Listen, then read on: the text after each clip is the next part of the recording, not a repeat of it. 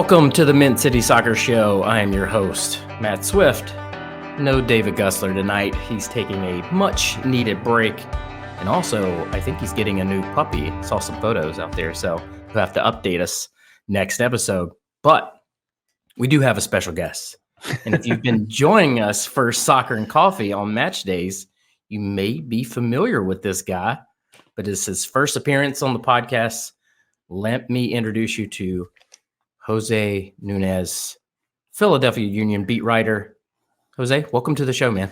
Hey, thank you for having me. I really appreciate it, Matt. It's been an interesting year for, I think, both of our teams in different ways. But, you know, I had so much fun chatting with David last year when he came over to the show that at the time I was a commenter. Now I'm part of it, and just kind of let me explore being more involved in the media side. So once I start to know David a little bit better, I start following you guys a little bit more, and you guys are near and dear to my heart with a sort of what you're all going through in terms of growing as a team, but also having family in the Raleigh, Knightdale, Cary type of area. So it's Charlotte, North Carolina as a whole, I should say, is just something that's near and dear to me. Yeah, well, thank you so much for joining. I think you'll be able to kind of give us a unique perspective. We always appreciate your input on Soccer and Coffee. We're definitely going to be talking about our matchup on Wednesday night between our two teams. But before we get started, for people that may not know you, tell us a little bit about yourself and how long you've been covering the Union. Yeah, so I'm actually fairly new at this, right? I've been a supporter of the Philadelphia Union since its inception, right, back in 2010. So been following the team all along, but now over the last 2 years or so, been more engaged as I moved closer and closer to the Philadelphia area. Been a season ticket holder for 2 or 3 years at this point, but during college and shortly after, I was just a partial season ticket holder. So been engaged that way too. But now in the media over the last year, really making headway in terms of providing a sort of avenue for our Spanish speaking players, right? Something that the team, I think, does okay. But when it comes to the press pool, I am one, if not one of two people who are fluent in Spanish. So as we think about the growing diversity of our team and city, something that was deeply needed. And especially when you take a look at, you know, that little blip of a tournament that we had called Leagues Cup, right? Was literally the only person that could sit in those rooms with the Mexican coaches and actually communicate with them. Quite comical, actually, because, you know, you had these coaches come in and they're waiting for questions and nobody was raising their hand. So the only one who was just peppering them for 5-6 minutes worth of questions. So I think something that needed to be addressed, and I'm just glad to be the man. Nice. That's neat. And I feel like here in Charlotte, we have a good mix of, I don't know if you want to call them journalists or whatever you want to call them. You know, I feel like we have a good mix. Charlotte's a big melting pot, and I like how diverse we are. And I'm really kind of proud of some of our, you know, content creators and people that are able to speak to some of the players that may not speak English well at all. And feel like they're, you know, represented and everything like that. So you've been covering Union for 2 years. What's it been like kind of on that side, going from maybe fan to, I don't know if you want to call yourself a journalist or, you know, or whatever, but what's that been like? Is it a shift in how you kind of view the team and the players? It's had to be, right? I made the cardinal sin, I guess, of journalism of using the we, you know, as a fan / journalist a couple of times. And I've been friendly enough with a few folks in the media that are willing to help me and correct me and have sort of guided me throughout this whole adventure that I think I've taken on over the last couple of years.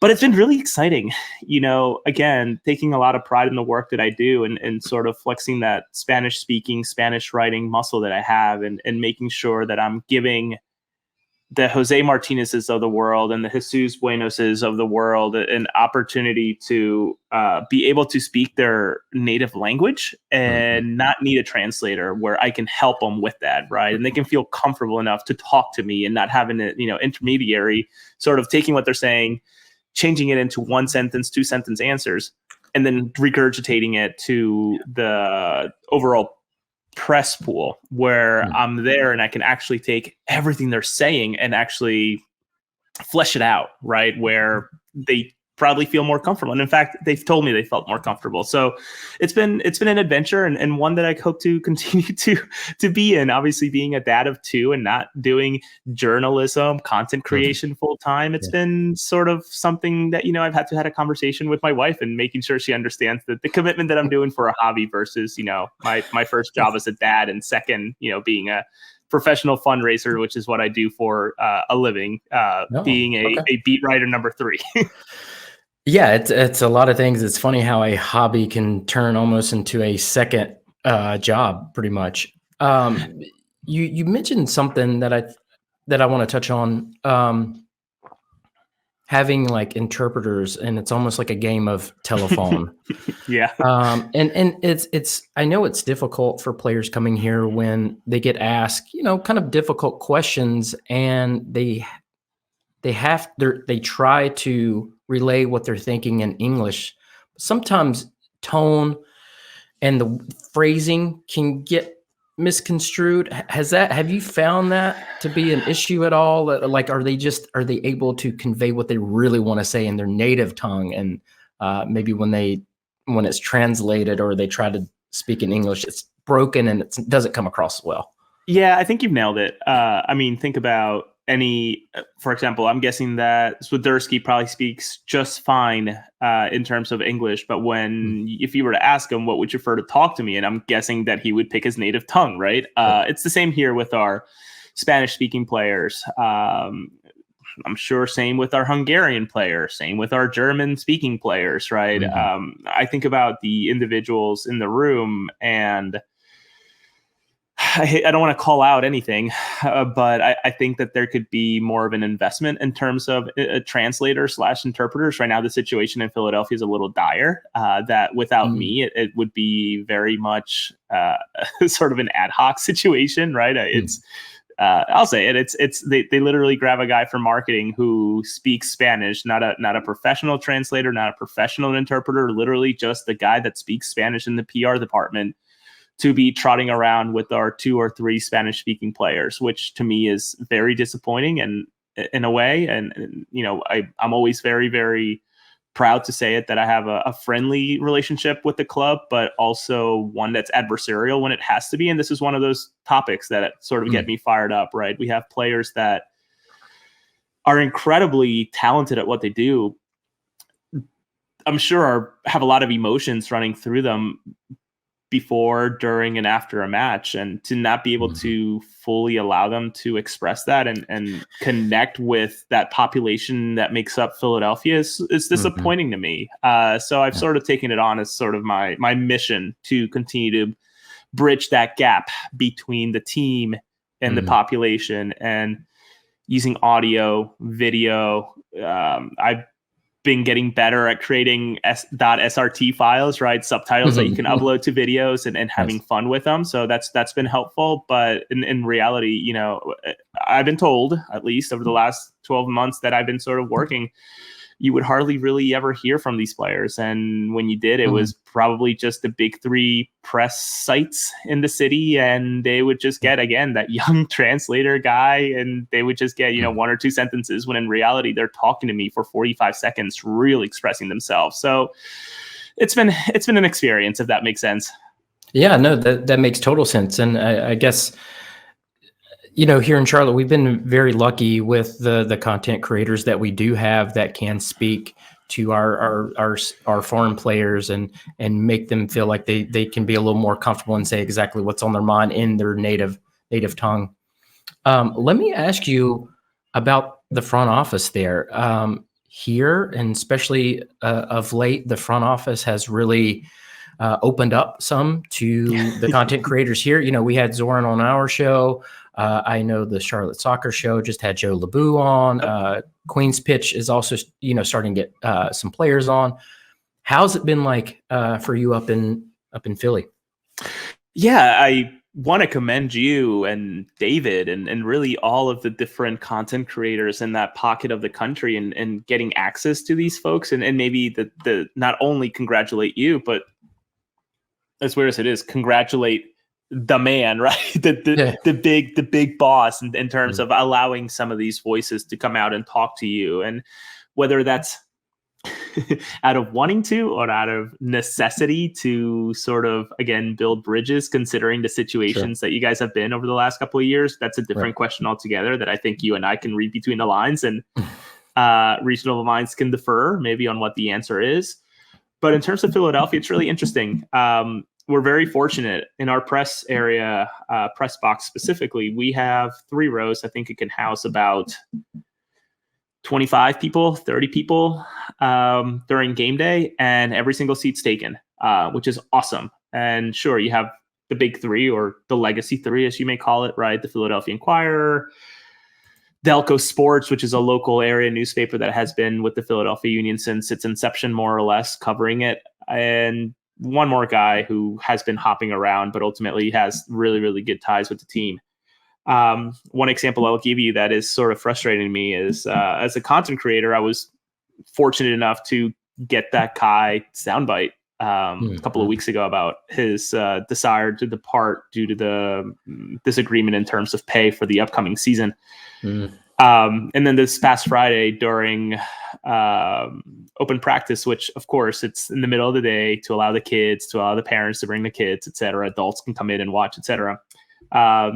Ernst Tanner, the general manager, whatever you want to call it, sporting director, held a small sit down with those 3 to talk about that situation, but never contacted me specifically. And yeah, maybe I'm a little bitter and sounding off a little bit here, but I felt that maybe as the one who actually asked the man the question that, would you like to talk? It's like, I actually did ask you for a comment and you declined, and now you're having to sit down with the other 3. So I think it's improving. And I think that's where maybe a fresh face or a fresh perspective has been helpful too, right? We've had a lot of content creators who have been doing it for a little while now, and me sort of coming in, crashing, and maybe not knowing the rules or what is expected or what is good decorum in this line of, for me, hobby, for some work. Can be good because I've been sort of pushing the boundaries, right? And asking for players and asking for access to X, Y, or Z, where I'm hoping to, for example, talk with our lead groundskeeper to talk about, dude, the Philadelphia Union have hosted over 40 games in one season. How are you doing this? Can you tell me? No one would have expected that. And I think ignorance is bliss in this type of hobby. So I think it's improving, and I hope it improves, because I think a lot of those folks have their information behind paywalls, and I get that, right? People have to work and people have to eat, and completely respect it, understand that. But why should that limit content creation when in reality, outside of you giving me a seat for the match, parking, and I don't even eat at the press box, it's not costing you more than $30 for me. And to me, it's criminal, $30 to park, but nonetheless, it's only costing you $30 to get organic press. So I hope it improves. And I think, again, not knowing how it all works is sort of helped me just say, I want to do this. And them sort of saying, okay, Yeah, no, that makes total sense. Let's pivot to our collective matches on Saturday. Where do you want to start? What I know a mess. We'll start with the Union. You guys had a doozy and some red cards. So yeah, we did. So it looks like you guys played Cincinnati, who's an amazing team, and from the outside it kind of looked like a tale of 2 halves. Looked good the first half, pretty much, right, and then the second half maybe not as well. Jack Elliott, I believe in the 94th minute, picked up his second yellow, right? So he's going to miss our match against Charlotte FC. That's kind of good news for us. Maybe not so much for you guys, but tell me a little bit about kind of what you saw that game and how big of a miss will that be for Jack not playing against us? Yeah, you nailed it, right? It truly was a tale of 2 halves, but I don't want it to get lost in this conversation that what I believe to be this season's MVP was missing. Lucho Acosta was not playing due to card accumulation for Cincinnati.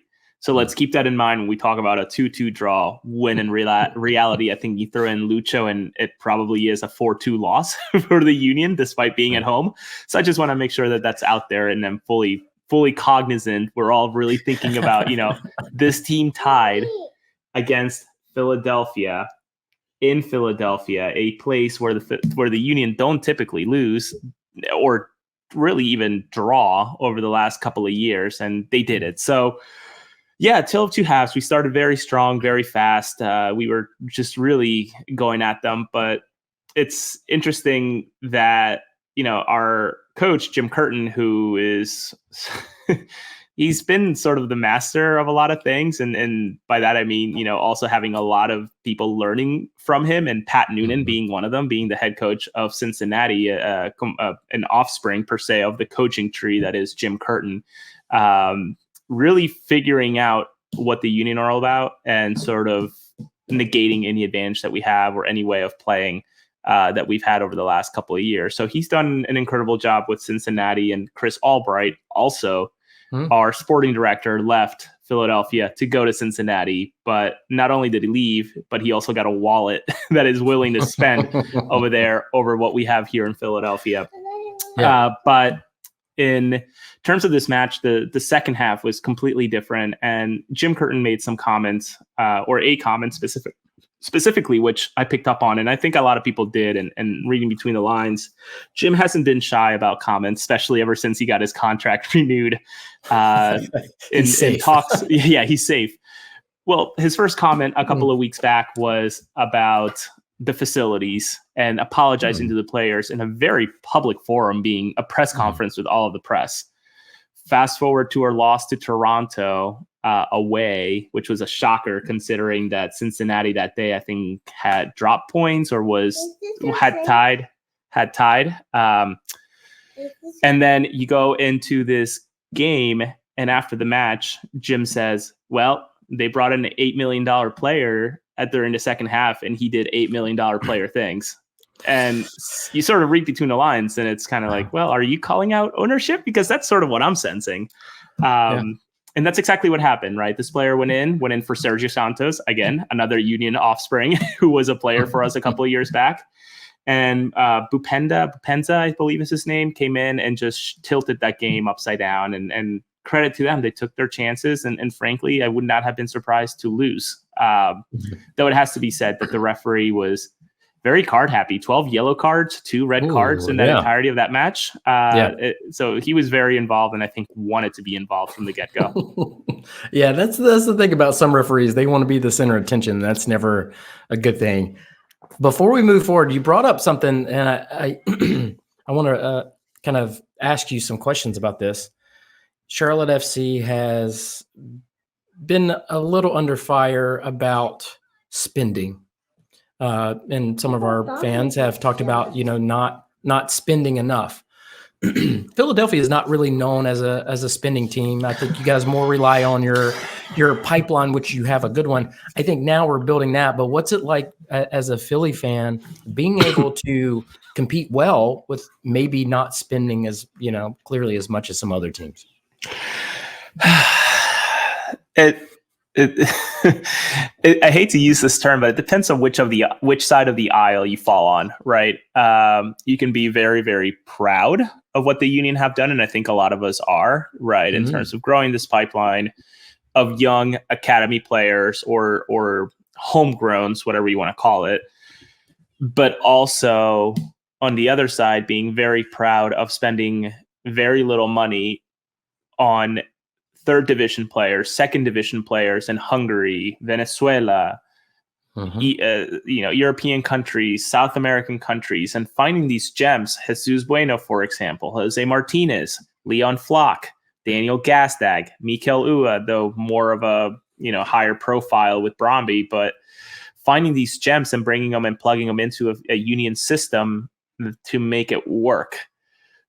But now that a certain Argentine has landed in Florida, you start to think, how do we do that, right? How do we get, and I don't mean sovereign money being a country to back a purchase, but how do we get a corporation or two to back the purchasing of a player in terms of Adidas and Apple, right? Paying a good amount of money to convince them to take a lower salary and come to the United States, right?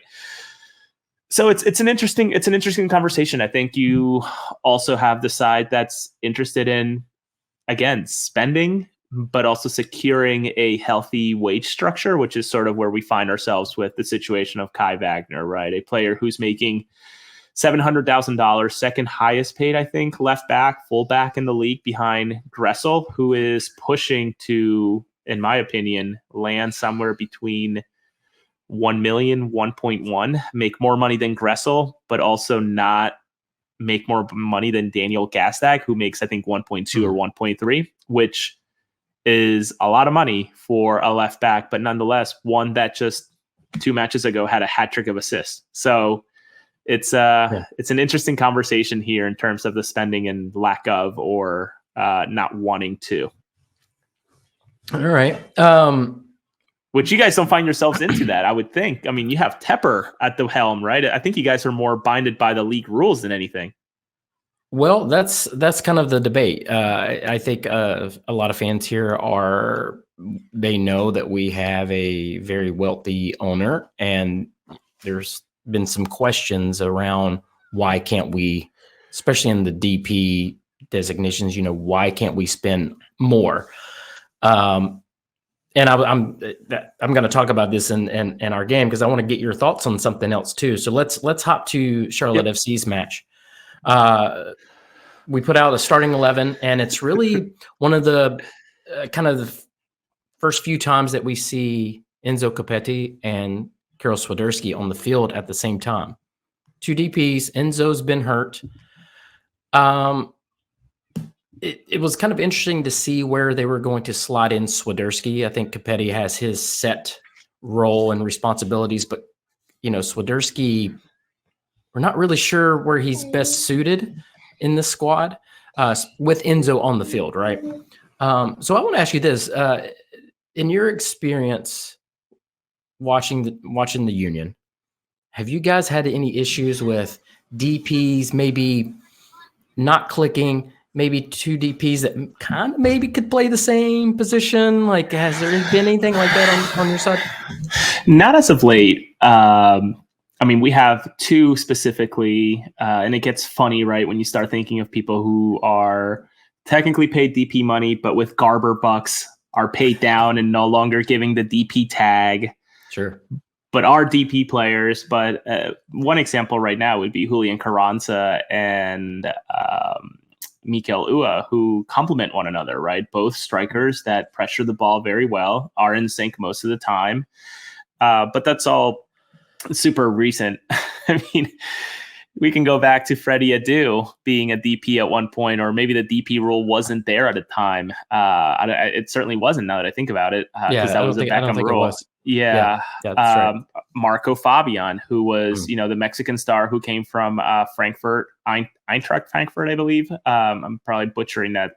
English is my second language. Never mind German. So to bring him and it not really work out was really interesting as well. So not nearly as bad as it seems here between Swiderski and Copetti, which you would think that a false 9 type of situation would work for them, right? Let Swiderski pretend to be, let Copetti pretend to be a point man, but let him drop back when given the ball. I would think that would work, but it seems like this is sort of a situation that's not jiving too well.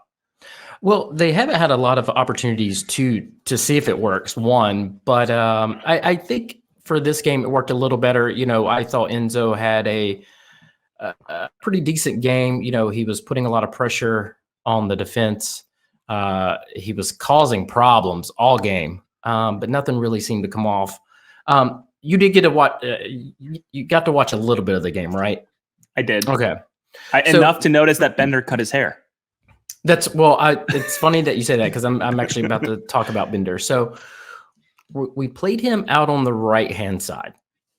And I keep saying that I don't think Bender should be a starter. Interesting.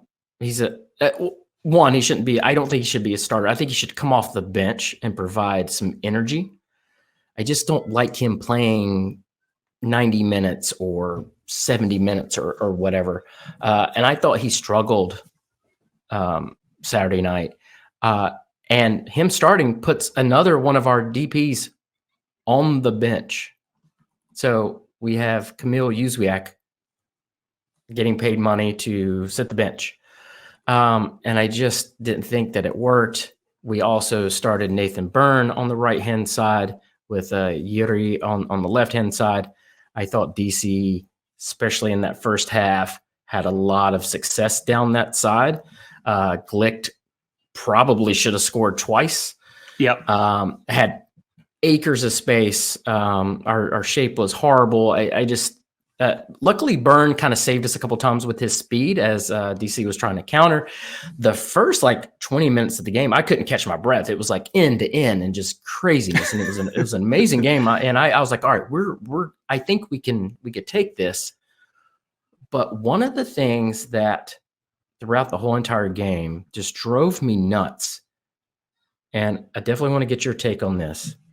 I think our players have a problem with being indecisive and scared to shoot the ball. And I think what they need to do, I think they need to stop worrying about people like us, and I'm pointing to me, about what we say on these shows. I think they need to stop worrying about what the fans are going to say and think. And I think they need to play with a little more confidence. We had 14 shots, but only 2 on target. It's just not good enough. And sometimes, like Ben Bender, going back to him, he doesn't have a great left foot. So when he cuts in, he hesitates. We don't have somebody that can really cut in like we have Vargas kind of on the right-hand side that can cut in and hit kind of that looping shot. Ben just doesn't have that, and he was really indecisive. I think our whole entire squad just wasn't clinical, and I do think that the team plays a little scared. I think they're just worried of making a mistake. What I like about Swiderski and Brecht the Hare, they're not afraid to get the ball and try to make something happen, and maybe they get the ball taken away from them, but at least it's on, in the final third. Swiderski sometimes will do that in the middle of the field or defensive third and turns the ball over. But what are your thoughts on that? Do you think players maybe overthink things? Maybe they read too many press releases and maybe listen to too many shows?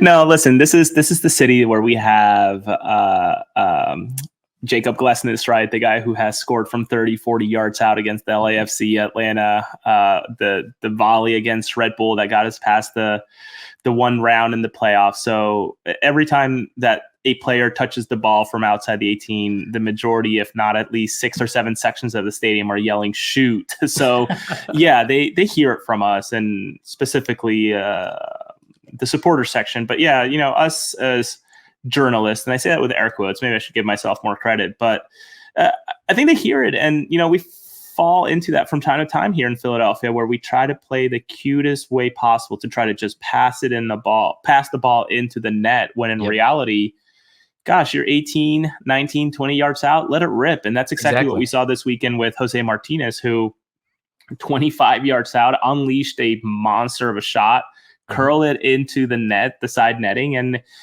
came out and celebrated like he just got married or had his kid for the second time. So it's interesting to see that. And no, I totally get what you're saying. You would hope that, in practice, this is something that they're practicing, that it's not just, playing small sided games where I guess they would have to tap in the ball into the tiny little nets or into the big nets, whatever you want to call it. Yeah. And they would have some sort of plays that make sense in terms of hitting from outside the 18, bending one in, curling one in, using defenders and your own players as, objects that get in the way of the keeper's view. But unfortunately, we fall into that, especially having fullbacks that are just great at running up and down the field at, crazy speeds and then cutting it back and then trying to do another pass and break into the offense and trying to pass it in, you would just think, just take a shot. What are we doing?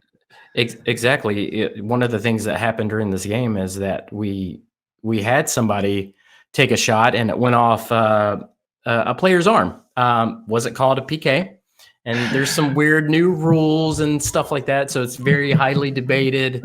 That was fascinating. That whole thing was so fascinating to me. It was as a neutral, Matt, so obviously a handball. Thank you. Okay, I just wanted to see in here.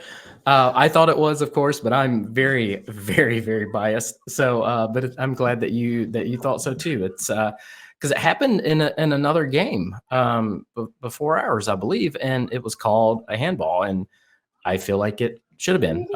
Brent Bronico was the one that I believe shot the ball, and funny enough, he got called for something very similar last season, and it was a PK, and his hand was raised. I just don't see how it wasn't, but we didn't get lucky. But we definitely had our chances this game. We had 9 corners. We're not very good on corners, I have to say. We've had same thing in Philadelphia. You don't have to go much further. We have some big guys. When you think about Damian Lowe, you think about Jacob Glesnes, Jack Elliott, who we were talking about earlier. He's going to be. I never, actually touched on your question, but yeah, he's going to be a big miss, right? Our defense over the last couple of years has been good. I would think that very good. I think that this year has been a regression, which is expected considering a lot of record years last year. But Elliott's just going to be a gigantic miss, especially with Damian Lowe having great performances, then going to Jamaica and having a good performance with the national team, dropping down very, very fast, picking it up a little bit, dropping again. Oh, you think he's like the stock market in the way that he plays, just up and down, up and down. So yeah, he's gonna be sorely missed, and I fully expect that you guys will exploit that center back position on Wednesday. Let's hope, and we're definitely gonna preview that match here in just a second. But I have some kind of some interesting stats here. So we are second to last in offsides. I was just looking up random stats, and I don't know if that's a good thing or a bad thing. It's good in the regard that we're not getting called for it, but it makes me wonder. We're literally second to last in the whole entire league, and I'm wondering if maybe we're not pushing up enough. I don't know. I don't know how to really interpret that stat, but I did look. Philly leads the league in penalties taken with 10.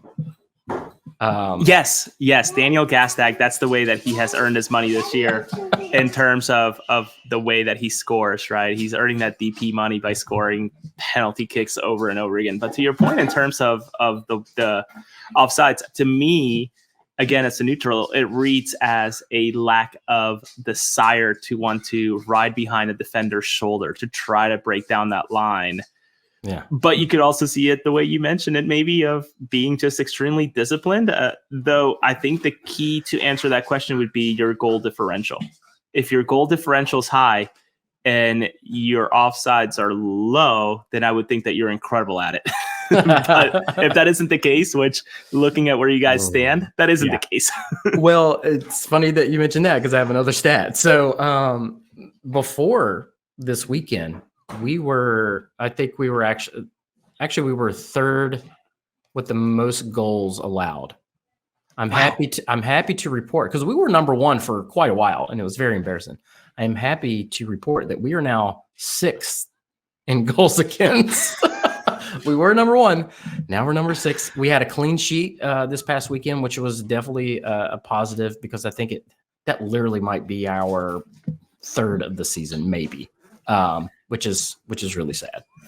Well, if it gives you any hope or any sense of relief, Miami is the second highest goal allowed, and they obviously have the best Argentine in the world. Granted, a lot of those goals were probably conceded prior to his arrival, so it all just means about form and where they are. And frankly, with the way it feels like it's scripted this year, I would not want to be Cincinnati after maybe you all have to face him again if you sneak into the playoffs into that first round of best of 1, right? Yeah. I'm hoping that we don't have to face him. There's definitely some scenarios where he might not play us, but that will definitely get interesting. He didn't play against Atlanta. There was kind of some weirdness there, and they lost. You were talking about goal differential. Miami had 5 put past them. So yeah, which was good for us to see because we're pushing for the playoffs, and we definitely don't want Miami to catch us. And it looked like they were just gonna. And I believe everybody thought they're just going to win out, right? They're just going to win every game. They're just handling everybody. But so it's good to have them get knocked down a peg, even though, of course, Messi's not on the field, but that's always nice. Hey, I have a question for you, actually, now that, maybe we're going to start shifting over to previewing the match. And I'm intrigued about this with all of the conversation. The numbers came out this morning for the attendance across the league for this past weekend in Philadelphia. Again, 104% sold out, meaning that, there were a lot of standing room only tickets sold. And it's been that way just about the entire season, and even more so Miami. I think we were at 110, 115%, probably even higher. I'm intrigued to get your thoughts on your stadium situation. I saw that you guys had 30-some thousand people in there. Obviously, on the telecast, it's tough to get that feeling considering how spread out everybody is, right? You see a lot of long rows of empty seats, and then you see a row that's full, and then pockets, etc. What is the feeling of the fan base in terms of the stadium situation? Are you guys happy to have 38,000 that are spread out? Because we in Philadelphia love the idea of having 19,000 in a very intimate setting, where you're shoulder to shoulder with people, or there's really hardly ever an empty seat. I think the most empty I saw this year, which was kind of comical, was the third place match for the Leagues Cup, and that was more or less sort of the fans saying, "Listen, you guys." I don't want to swear. You guys okay? You guys shit the bed against Miami. Yeah, we're not going to show up, and that's what happened. Where I think attendance might have been at not even 50%, maybe 40% that match at most. What's the feeling with you guys in the stadium? It's a big site. Man, that is the $1 million question, or multi-million dollar question, right?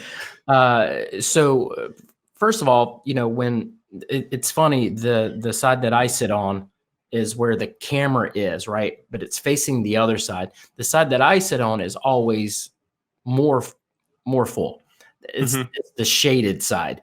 So on the telecast, there's going to be some gaps over there, and they tried to open up the upper level. And if you notice, they opened up the upper level facing the camera, right? Yes. To try to make it, look more full and everything like that. But the big debate with our fan base is, do we like having 35,000 fans, or do we want to get a soccer specific stadium where we only have 20,000, but then you're turning away, potentially 10 to 15,000 fans? It would, in an ideal world, Panthers stay where they are. We build a soccer specific stadium kind of across the way. And maybe we could get a 40,000 seat stadium. I think I would love that. And of course, we have turf, which most people do not like that. And so it'd be nice to have grass. It'd be nice to have our own stadium, not have to worry about concerts, because that was a big to do. So yeah, that's definitely a topic that keeps being brought up here. It sounds like a Geodis Park situation would be very interesting for you all, right? A stadium that seats 30,000. Obviously, the attendance at these games, in terms of being at a football stadium, you'd have 8,000 or so to spare in terms of bodies, and I would think that ownership would be very reluctant to turn away 8,000 people. But I mean, you guys, this is year 2, right? Or year 3? Yeah. And I think I know where you're going with this. It's year 2. So, there'll be some decline of fans coming in, right? So I think that's maybe what you're kind of. I was thinking about 5-year data, right? Where with the Union, for example, having already 10 years under our belt, and fewer if you count that, the year that we all experienced with COVID and not being able to make the games and, everything that happened. But it's been a steady incline. And, we're at the point now that fans are thinking, when are we going to go to phase 2 of this stadium that was proposed, which my understanding is would include an additional party rooftop type of deck behind the current supporter section, which would be very interesting. I don't know how that would work, if that would instigate what you guys are experiencing with Beergate. Not sure if putting regular fans behind the supporting fans would make sense, but nonetheless, adding more space for bodies to attend, considering that we're selling out. A game against Cincinnati in the middle of the summer or late stages of the summer at 109%, I would think that, maybe we should. You see how in tune I am with what you guys are having to go through with your equipment, photo equipment being ruined. It's really interesting. Yeah. Do you guys have that going on in the supporter section? People throwing beers? Is it starting to be more common? I feel like it's just around everywhere. It's just starting to be more and more common. Yeah, maybe it's the Philadelphia way in terms that we just sort of go with it, right? We have a lot of folks who grumble and, get a little upset, but after the second or third shower because we scored 3 or 4, you sort of forget that it even happened. But that doesn't justify what I saw that one time of in terms of people aiming beers at people versus literally just, out of excitement, plastic cups just up in the, like cheering versus going here, right at you. That's the thing. I mean, you always have a few bad apples that ruin it for everybody, right? Like, most people, I think, they throw it up in the air. If you're in that section, you kind of know what you're getting into, right? But when you start like throwing the beer at someone or, hurling what the beer's in at someone, that's a problem. And the thing is, like, if you're going to throw your beer at someone, I think there should be a rule where you have to dump it on your head, your own head. Like the way I see it, Matt, that is a very expensive way to show joy, right? For us here, it's a $16, $17 beer. Sure, it's a tall boy, but nonetheless, it's $16. But do you guys have plastic cups, or is it can't? Depends on the game, honestly. Interesting. Okay. If it's a New York Red Bull game or a New York City FC or now Cincinnati, I think if those matches are happening at home, plastic cups are being used. So like if you go into the concourse, you get your beer right before you walk in, they literally put 1 or 2 employees to hand you a cup, you pour it, and then you dispose of your metal can. Yeah. Any other game, you just have the beer vendors going up and down the aisle, just giving you a can. Interesting. And I must admit, I'm a proud season ticket holder of 2 seats in section 140, which is I'm not part of it, but they dubbed themselves as the Keystone Ultras, which are an offshoot from the Sons of Ben. Long story, but there's been situations where, and I'm a firm believer of general admission for supporter sections. I don't understand too much of assigned seatings for those sections. It just doesn't, I think that's what allows for these folks to sneak into sections that maybe shouldn't be in those sections. Like the mom and dad and the 3 kids that sat through a lot of very foul words for 90 minutes because they had no idea. Whereas if it was general admissions, you have these people that want to say what they want to say and do what they want to do. Be with one another. Just let them be.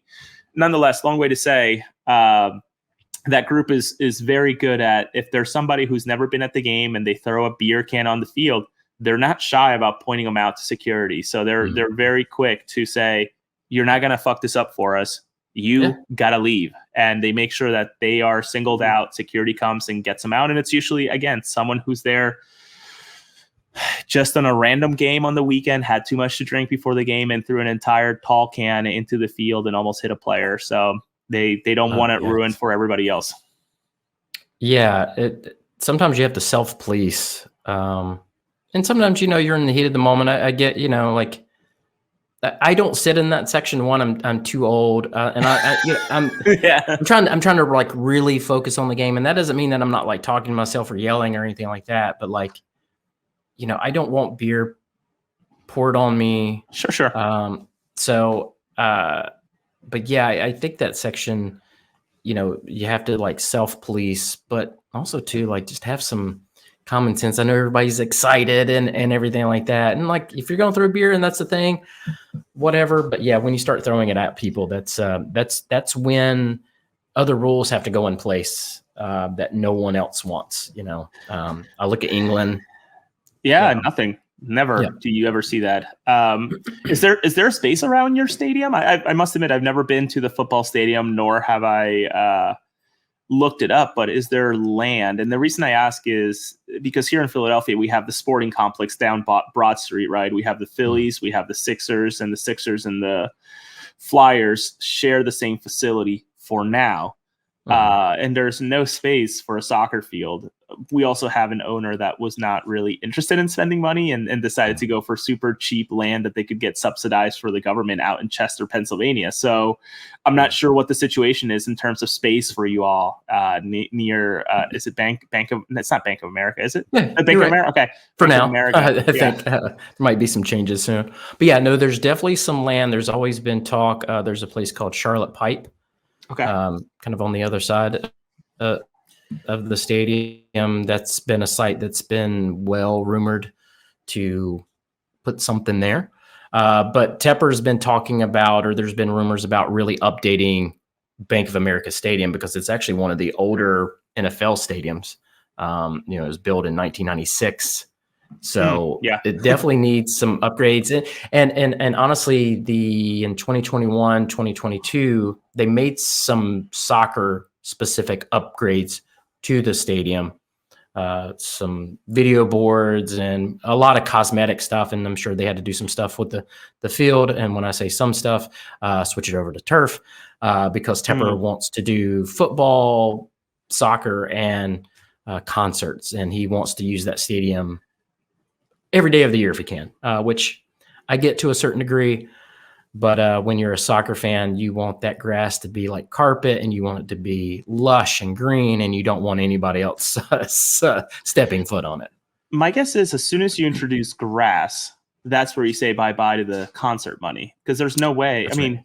Well, the Phillies have held concerts mid-season, but it's also during, I don't know, like an 8-game, 10-game, 12-game, road trip where you can give yourself the ability to regrow it and throw as much money as you need to. But I guess as soon as you introduce, I can't even, no one would go to a concert in Chester. I don't think, I don't even know if the stadium has ever held a concert, but yeah, that's an interesting wrinkle, right? I mean, was it Beyonce that did not allow you guys to have a home game, right? That one time during the Leagues Cup? Yeah, the concert was scheduled way in advance before, Leagues Cup and everything like that. And how this works when an artist comes in and they rent the stadium and they kind of own it. So they can basically say, get out. We're the only one that's, we're paying for this. Get out. We're here. And especially if it's Beyonce.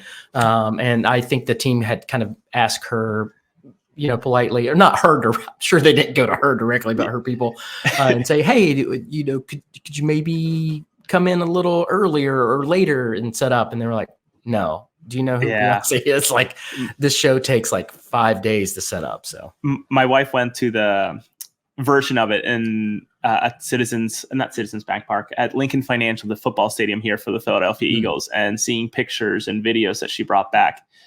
Holy shit, that is an operation to put together that type of event. But really interesting. Fun fact, I used to help out at a previous job. We had what was called a Lure Center at my alma mater. And I was fortunate enough to work for my alma mater at Shippensburg University. Anyways, as the youngest guy there and being the lowest in the totem pole, when an artist would come in, my job for a little bit, other duties as assigned, was to read through their contract and make sure that their rider, meaning the little pieces of their contract, were actually, enforced, or I was actually compliant. So if the artist wanted M&Ms in their room, had to put M&Ms because otherwise they could just cancel the show. So, oh my gosh, that was stressful. That was a fun job to go to Walmart and get M&Ms and the chips that they absolutely wanted. And the reason, I don't know if you know much about show business, but the reason they put riders on these things is to make sure that people who get the contracts actually read through them all. So they can be specific of, if I don't have this many green M&Ms on one bowl here, I can Yeah. cancel the entire thing and I still keep the money. Interesting. Huh. That's a pretty Fun good little gig. trick. Yeah. All right. We are 50 minutes into this show. I'm sorry. No. We are notorious about like going long and everything like that. But I want to make sure we leave plenty enough time to talk about our match Wednesday night. It's a massive one for us. So if you guys can just like not show up and forfeit, that would be fantastic. Playoff implications for us for sure. We unfortunately drop more points at home. It's like our third draw in a row. We have 11 on the season. We've dropped like 20 some points from winning positions. Ooh. Yeah, it's been rough. So, I said last game was a must win. Luckily, no one else in the league wants to win matches. So we're technically still in this thing, but we have to have this one Wednesday, especially at home. As a Philly fan, what most concerns you about playing Charlotte FC? I don't think you have to look much further than the the fact that in 2022, October 1st, I remember this thing very, very clearly because I was building or I was putting together some furniture, some patio furniture, and having the game on the background and thinking, wow, I hate doing this. And I also hate what I'm listening, especially with y'all, putting 4 past us. Yeah, I mean, coming off of a very disappointing draw, which is, coming from a place of privilege, right? To be very disappointed about a draw is something that a lot of teams would probably love, right? Especially against an FC Cincinnati game. But having them on the ropes for, 45 minutes and then coughing up 2 goals so un-Union-like was disappointing. Really, what this team needs is to find itself again, coming back from Toronto and having a great performance, international break, then having the performance that we had against Cincinnati. We just need to cobble together a nice path to using the baseball analogy, right, of getting hot at the right time, going into the playoffs, because I think the Union will be very fortunate that at least the first round is more forgiving than ever before for the MLS, right? When it comes to playoffs, we are guaranteed at least one home game, and odds are that we will find a way to tie or win that because of the record that we have. But this is a team that I have very little faith or very, very, very little confidence in going away from home and winning, never mind in a playoff situation. So I would think that Charlotte has the upper hand as well with the foreign type of field. We don't do well in these fields that have turf. We're just not used to that bounce. We're not used to that. Some say it's faster, some say it's slower. Luckily, it's not in the middle of the summer, so their feet won't be burning 20 times hotter than it does on grass. So it's just so many factors that I just hope that the Union are able to work through and find their way, unfortunately for you guys, to the Union win. But I also see the other side of the equation where, again, does it make sense for the Union to want to vie for a number 2 or a number 1 spot this year? I don't know, considering the little Argentine in Florida. So I don't want to jump ahead, but Vaughn, who you're familiar with, definitely has some fun questions, and he wants to rehash what he asked on Soccer and Coffee, basically asking you guys to throw the game like I am. But so you guys are sitting in 4th right now. You've got 47 points, and you have a game in hand. Cincy, Orlando, and New England all have to play 28. Y'all have to play 27. If you do win, I think I'd have to look at some of the tie, differential, but you guys could be tied for second, basically. But to your point, do you want to be second? You should probably just be 4th. So just be 4th. Don't worry about it. Well, and that's a difficult thing because especially this season, and when we talk about the record for Charlotte, make no mistake, this is as competitive as the Eastern Conference has been in a very, very long time, where I can see, looking up and down, at least the very top 5, and honestly, Nashville being an outlier this year. I see a super competitive pack. I would be, if I, as a Union fan, I'm so afraid to, as fun as it would be, play Cincinnati. Orlando scares me just because you never know what you're going to get with them. New England maybe a little bit less with how badly they're self-imploding, though you must admit that despite selling off their future multiple times over the years, for them to be in second or third place, it's admirable. Columbus with Wilfred Nancy coming from Montreal, I believe, just really turning that team upside down and making them a great contender, having just gotten Gressel, somebody who obviously has been part of the conversation here in Philadelphia. And you can never discount Atlanta because of that home field. So up and down, this Eastern Conference is so incredibly competitive. Never mind Nashville and what they have at Geodis Park. I would not want to go to any other places to go and play one of the three matches. Yeah, Orlando has really surprised me this season. Yeah, I kind of thought that you guys would be top of the table, and Cincinnati, of course, has been a huge surprise, being that good. But let me ask you specifically about the game. We talked about Jack being absent. Who will probably take his place, and what will the midfield and the defense look like for you guys? Well, if we're looking at who's going to step in immediately, I would think that it would have to be Damian Lowe. Depth is something that has been more of an issue than ever before for the Philadelphia Union. And I've sort of attributed to the fact that the Union have this past offseason, meaning the first window, not this second window that we just went through, where we added Ty Baribo, the Israel national. This is the very first time in a long, long time. And if there's people listening who follow this better than I am, please correct me in the future. But I can't remember in a long time the Philadelphia Union being so involved with intra-league trades to get players. We had Andres Perea from Orlando come to Philadelphia, did not work out. He's now on loan in New York City. We have Damian Lowe, who we got off of Miami, maybe part of the sell-off that Miami had to go through due to the issues that they had with their roster a couple of years back. I'm not sure. Ultimately, he came home, having been part of the Reading United AC team, which was part of the farm system at one point. But now, since MLS Next Pro and everything, that's not really the case, I don't believe. So he came home. And then Joaquin Torres, who came from Montreal, I believe, who outside of the first game and maybe a couple of occasional moments of, brilliance, two probably I can count one hand, has not seen much time and has just really been a player that you see warm up on the sidelines. This team doesn't have much in terms of depth. Flock, who is a center defensive mid, could be back by the end of the season, though that seems like they're rushing his hip situation. He went from potentially being out for the rest of the season to going to Germany for a second opinion and trying a new procedure and potentially being back in 2 weeks, which is a huge difference for a sports hernia. But the way I see it sort of lining up, it would be Glesnes. Where did you say he was going to go get that surgery or got a second opinion? We have a player. We have a player that has a hernia that's been out. Hamadé Diop. He's been out for a very, very long time. It's been disappointing because, young prospect. And maybe if anybody's listening, send him to Germany.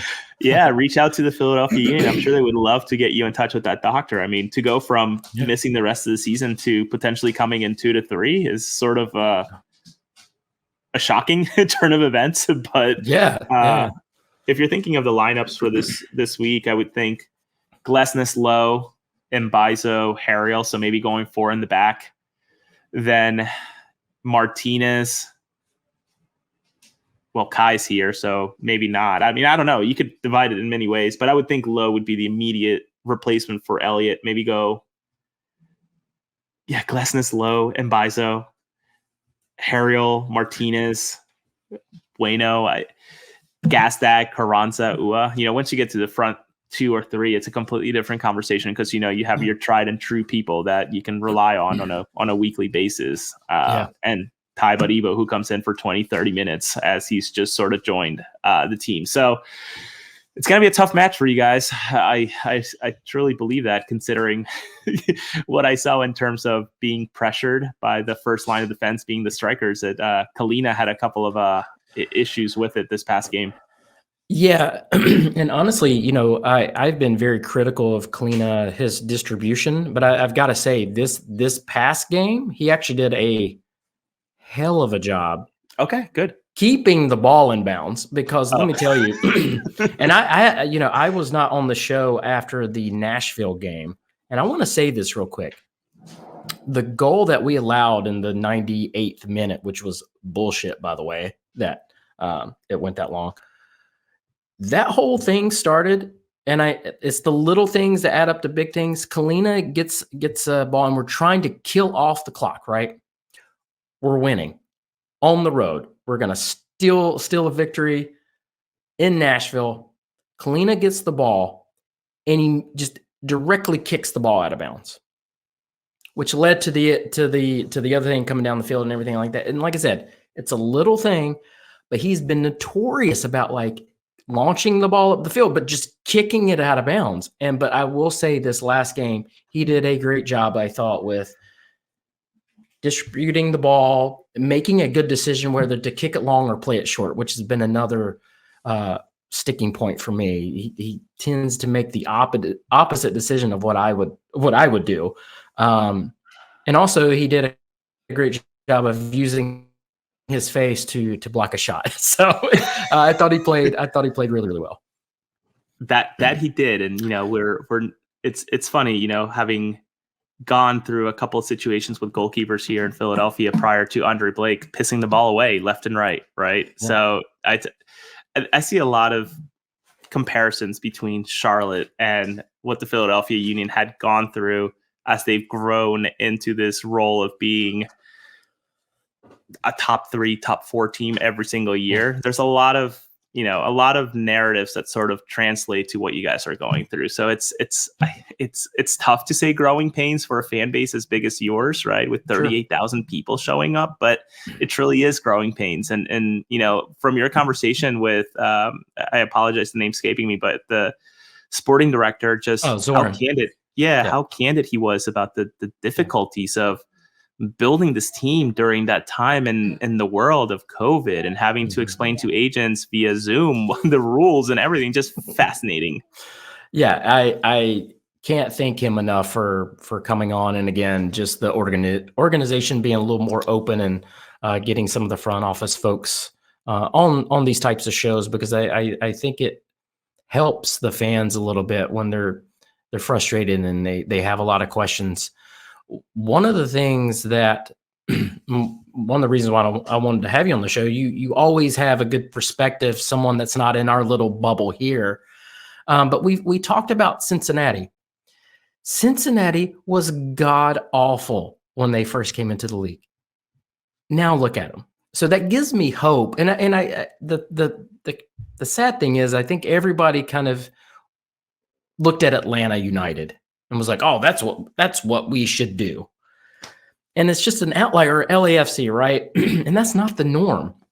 So I that gives me hope, and I'd love to get your kind of take on that. Like, do you think it's normal to like want to be like Atlanta United and start off strong like that, or is it more like you guys when you guys kind of first started, or any other team besides LAFC and Atlanta United? Yeah, it's interesting. I would think that first you'd need to, and I think it's going to be announced soon, you'd have to poach Ernst Tanner the way that Chris Albright left for Cincinnati in terms of getting a very competent and if not super savvy sporting director to run the show and get the right acquisitions in terms of players, plucking them away, whether you have the wallet that we have with a lot of dust bunnies, or you have the wallet that Tepper gives you that has a lot of dollar bills in it. Finding the right people is 98% of the battle. The other 2% comes down to coaching and atmosphere, which I think is very, very important. But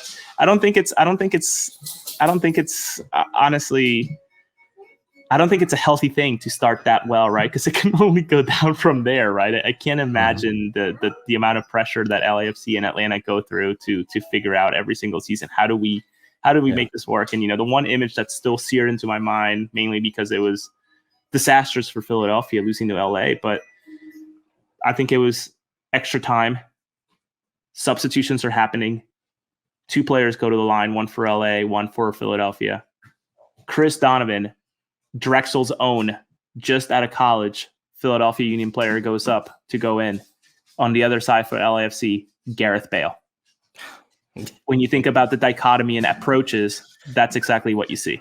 Yeah, and the wage discrepancies, right? And like, it was funny. I can't remember who put this out, but it was like Andrew Privet, who plays in our back line, who's playing out of position, who gets paid, was it maybe $65,000 a year, who's marking Messi, who probably makes that, I think, every 5 minutes, like I think or something like that. So, yeah, I think some roster rules need to happen, right? Because I think you mentioned it earlier in the show, like something's got to give. Miami it has invested heavily. Whether they're following roster rules again, who knows? But something's gotta give. Yeah, especially when you think about, and going back to the Kai example, right? You think about that situation and Kai wanting to get paid DP money, but he is sort of handcuffed in a way because of the way that the CBA has stood, right? Where the only place within the league that can give him the money that he wants is Philadelphia. Because if you look at the free agency portion of the CBA within page 101 through 105, and I'm an idiot who read most of it, Kai is capped at 15% of his salary now in Philadelphia anywhere else within the league, which is by far one of the most unbelievable things, the least player-friendly things that I've ever seen. And I'm actually surprised that the MLSPA agreed to it, right? To be Kai and say, shit, guys, I could be making $1.2, $1.3 million within this league if you let me, because I would think that FC Cincinnati would line up to pay him that type of money, but he can't because he is handcuffed to only making 15% more than he does in Philadelphia unless he leaves the country. Or Philadelphia gives it to him, which Ernst Sander has, again, very clearly outlined, no, we're not going to do that. So it's a game of chicken at this point, but to your point of rules, things just got to change. Be more player friendly, especially with teams that need or want to spend money. Just let them in a healthy way, incrementally. Don't just open the floodgates. Not that it's going to get to this with sovereign wealth, but right. This is not going to be Saudi Arabia. That's not what we're trying to build here, but rather increase budgets by 20% the first year, 5, 10, 15, whatever. Just do it gradually. It's fascinating, and I think we're going to see a lot happening come December 10th. I think the day after the MLS final, December 12th. I think a lot of conversations are going to be happening, or the week after, once the dust settles on the champion, etc. But things are going to change, and coaches are open to it. And Alejandro Bedoya, being the representative for the union, is even calling for them, not to himself or within the locker room, but to the press, letting us know that things have to change, and I think they will change. This is an inflection point. Yeah, I agree, but I do think, kind of to your point, it can't be opened up the floodgates, because this league has had a sustainability issue, and you got to look at, and I'm sure the league is looking at some of the smaller markets. How would they ever compete with LA? Or teams, in Miami, or whatever. So, I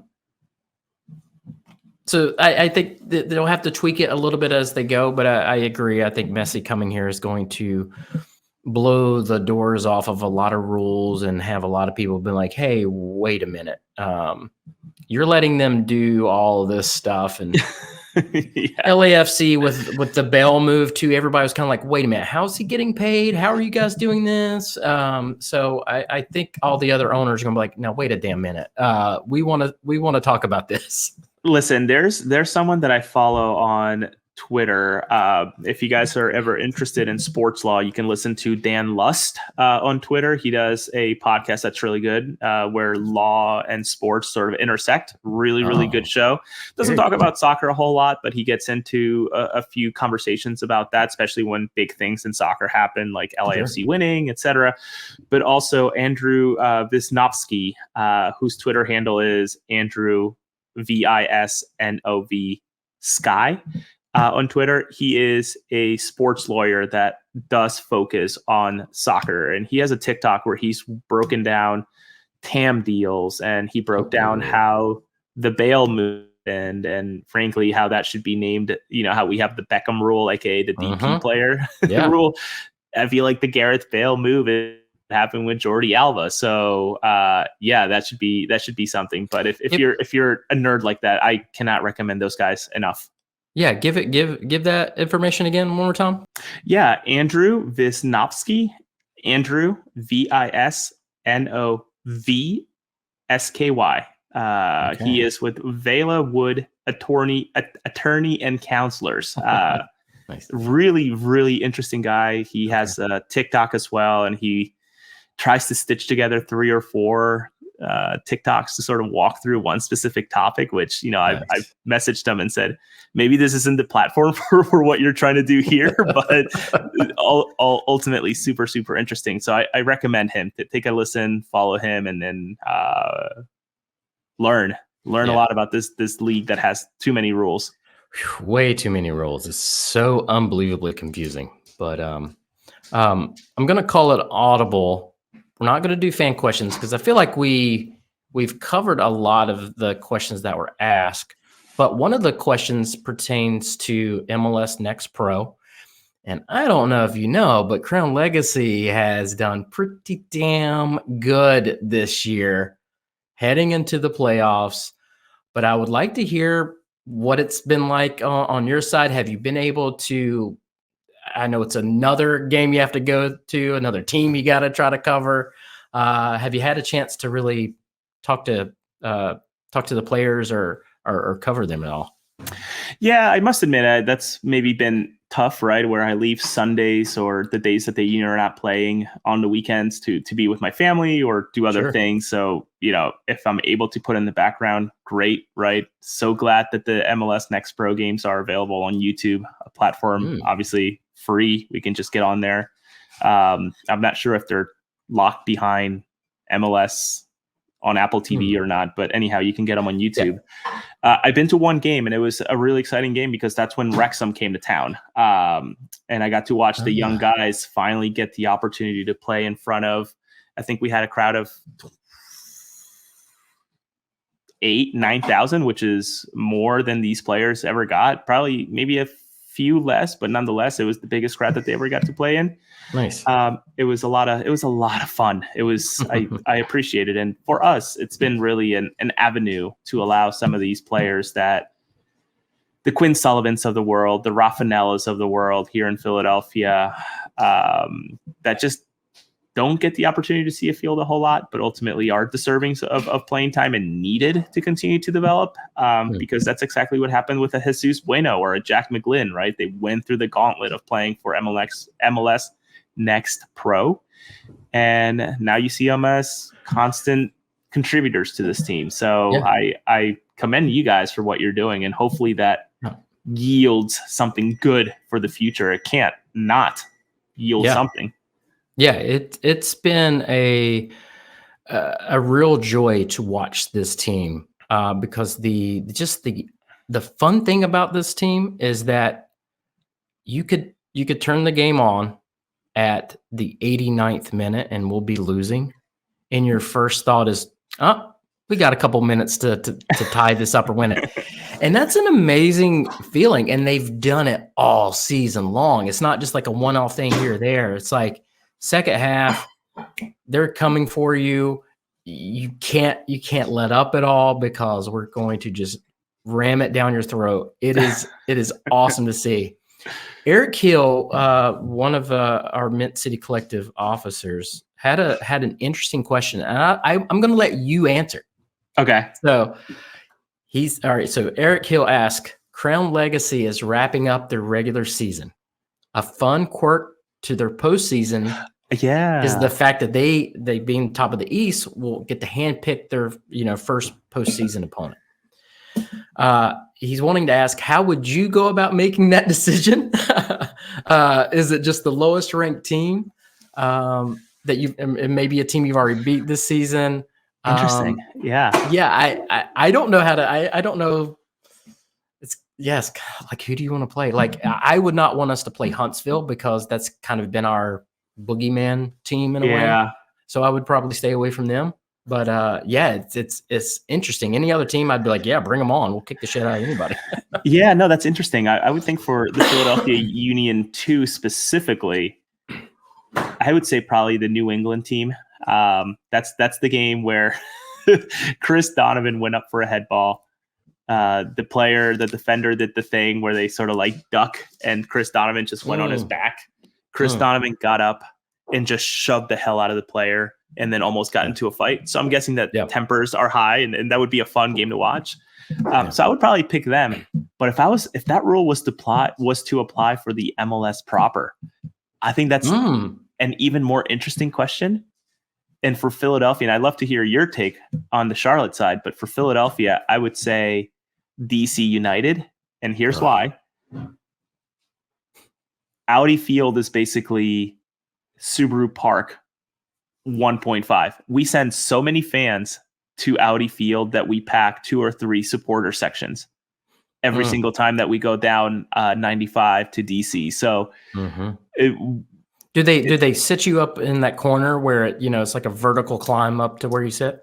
Yeah, we packed that entire section and then one over as well. So it's fascinating to see, and they're I was talking to Jesus Bueno this week after the match, and I asked them, is this game Cincinnati? Is this becoming a more relevant rivalry than the New York teams or even DC? And he said, starting to feel that way. I mean, New York Red Bulls hasn't beat us in 11 or 12 games. New York City FC, I don't think the players really count any losses or wins when they play in that Mickey Mouse field out in the Bronx. So there's that. And DC is sort of home away from home. So I would think that for the playoffs, especially with this round of 3, best of 3, why not have a home and away game that both feel like home? So DC would be my choice. Yeah, no, that's interesting because that makes me think of Atlanta, right? For us, I mean, we went down to their stadium this year and beat them. So yeah, that might be because you can get a lot of people going, right? And that's what you want. You want a lot of fans going. So that's interesting. I have a follow-up question that Eric has from Charlotte FC and Crown Legacy combo standpoint.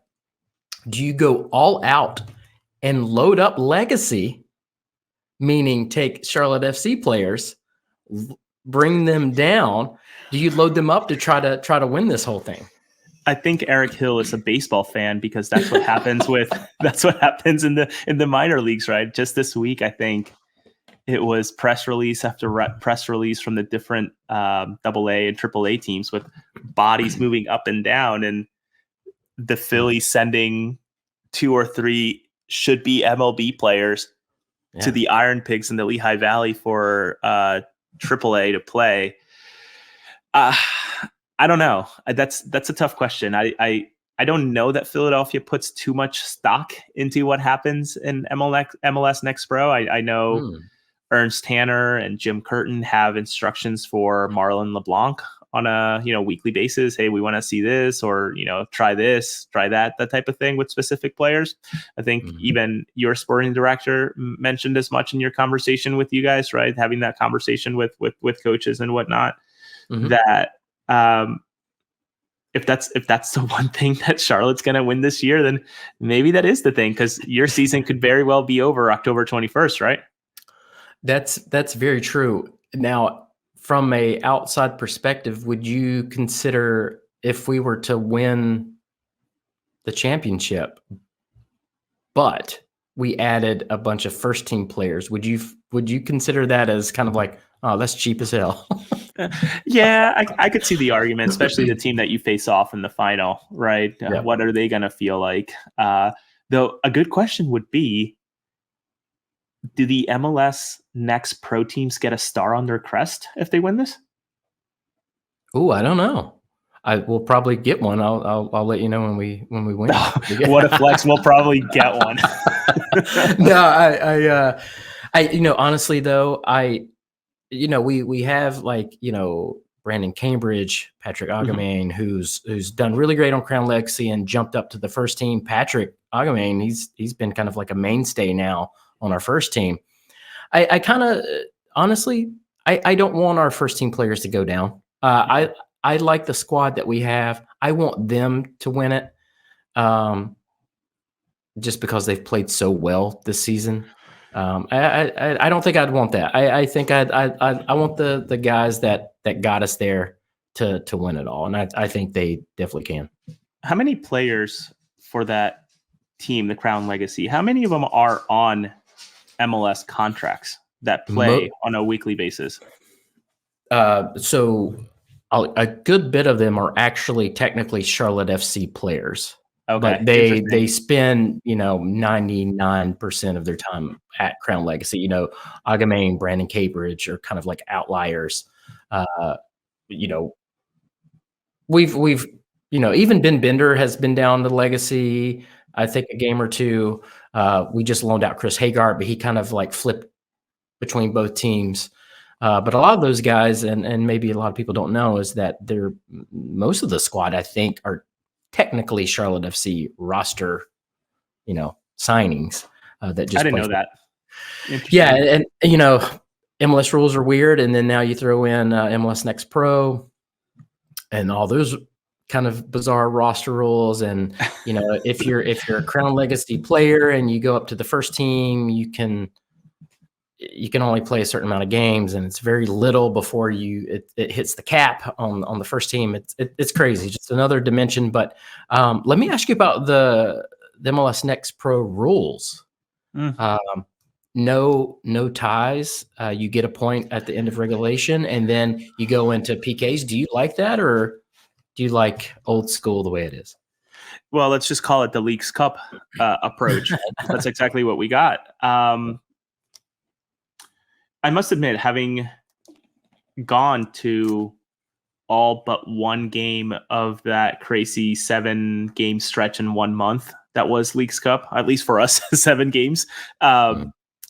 It was refreshing. It really was, because it sort of meant that every game had to end with a victory, and the highs and the lows, the highest of the highest and the lowest of the lowest, you sort of felt, right, to at least for us, win 2 penalty shootouts leading to the Miami loss. We experienced a lot. So to get that on a weekly basis, I think that would be sort of exciting. I wouldn't be opposed to it, though the purist in me thinks, man, just more ammunition for the Euro snobs to come at the MLS. True. Very true. Yeah. We have an inferiority complex as it is here anyway. We worry a lot what other people think of this and this league. So some of the other rule changes, though, that I kind of like is if you go down for an quote unquote injury and you have to have treatment, you have to come off the field for a certain amount of time. So it kind of cuts down on this, like, let me lay here in the dying minutes of a game and just waste time and then go to the sideline and then immediately come back onto the field, which I think is so asinine, to be honest. So I kind of like that rule, that when you come out, you got to come out. I would describe that to be a good rule too. It gives me vibes of adult men's soccer, right? Or at least high school indoor soccer rules, where like you get a yellow, you got to come out for 2 to 3 minutes. At least that's kind how of like hockey rules in a way. Sort of hockey rules. I think that would be a welcome addition, though. I do see the MLS maybe taking the Premier League approach of having these incredible amounts of added time at the end, where I don't think I've watched one Manchester City or any, even today's game with Burnley, I think +8, +9 added time, where, we're not just going to give you anything sub 5. We're just going to make sure that every single minute is accounted for. So pick your poison, right? Do you have to come out, or do we just go ahead and tack it on? And if you're winning, shoot, more of a possibility for you to get scored on. Yeah, absolutely. It's interesting, and I feel like they're trying to test some rules in MLS Next Pro to see if it's something they want to bring over to the main event. So, oh man, it really does feel like baseball, right? Minor league, where they tried the pitch clock, then they tried the bigger bases. I think they also tried the they were also the testing ground for the pitch out. Let us know that it counts as 4 pitches, and then you get your base as a batter. I think that was also tested in the minor. So it's interesting. I highly doubt that any of that makes its way. Unfortunately, again, trying to stay true to the global game, especially with 2026 around the corner. Never mind 2024 with Copa America coming here to the U.S. Then you have 2025. I think it's the Club World Cup being in the United States as well. And then 2026 with the big event. I can't imagine that FIFA would be too thrilled to see that one league specifically is trying all these really weird things, but who knows? That's a very, very good point. All right. Before we wrap up the show, I've got to get your score prediction for Wednesday. So let's hear what you got. I think it's going to be I really do see this being a 2-1 win for Charlotte. I think that a tie, the way that the Union tied breaks teams, really took a toll on that team. I mean, I kid you not, when I was in the mix zone talking to the players, you could have sworn that they just lost 6-0. The way that they were talking, the way that heads were sort of hanging, just a really interesting atmosphere with the players that I wonder what type of bounce back, and we'll hear about it tomorrow with Jim Curtin and his press conference at noon. I'd be really intrigued to hear, what's the mood in the locker room, which of course he's not going to probably tell me the truth, but nonetheless, he'll say something. But yeah, no, I think 2-1, playing away from home stuff for Philadelphia. Never mind doing it at a place where last time we were there, we lost 4-0. Kind of tough to see the light. I like that. I think, of course you do. This probably the safe bet would be it's going to be a draw, but I'm going to say we win 1-0. Kind of building off our clean sheet from last game. I think we're getting a little better in the midfield, which is helping our defense. Sure. So that's what I'm hoping for. I'm hoping to see some roster changes. I do not want to see Bender out on the wing, and Scott Arfield for us has really done well coming into this team. So I wouldn't be shocked if he starts, but I'm going to say 1-0. And maybe next year when we play each other, you need to come down and visit and hang out with us. I had hoped. I was sort of thinking about it with my work and travel. Just didn't pan out. But next time it's in Philly or it's in Charlotte, let's try to figure something out if it makes sense. I need to get up there for sure. That's one of the away days I haven't done. It's easy, right off of the airport 95, just right down, and you're hitting the stadium, or the stadium's hitting you before you know it. So if you guys are ever in town, let me know. I know David and Skullman, Chico made it. We weren't able to connect that one game, but that sort of evolved into us having the conversation today. So whenever you guys are in town, feel free to reach out. I was about that. How long of a drive is that? Do we know? From Charlotte to oh man. I wonder if Chico drove, because that's kind of like his crazy thing. I would think that's 9 hours, 10 hours. He'll do it. He will do it. Yeah, that's a long trip. I drove with him up to Cincinnati, there and back the same night. Wow. So I wouldn't put it past Chico driving. So that's a place I haven't been. So that may be on the list next year. Is this where you were asking him all the questions on video? That's right. That's right. I'm so in tune with your nonsense. Yeah, no, I love it. I appreciate it. No, it was such a great trip on the way up there, on the way back. I was like, why in the world did I decide to do this with him? Like, it's so stupid to drive up there, go to the game, and then drive home. It's so dumb. That's an Airbnb for sure. Never mind a hotel. Yeah, so ridiculous. Well, thank you so much for joining the show. You've been hopping on with soccer and coffee.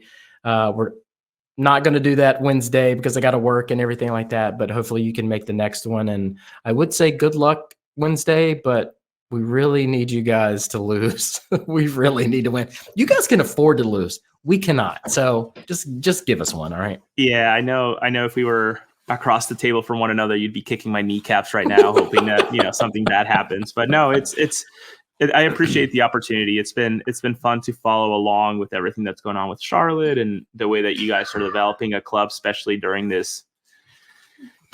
uncertain time, and then now going out of it and really getting into the ride of creating an MLS team. It's been fun to watch. I'm sure a lot of highs and lows, much like what we experienced, but nonetheless a fun as a bystander. That's for sure. But I really appreciate the opportunity.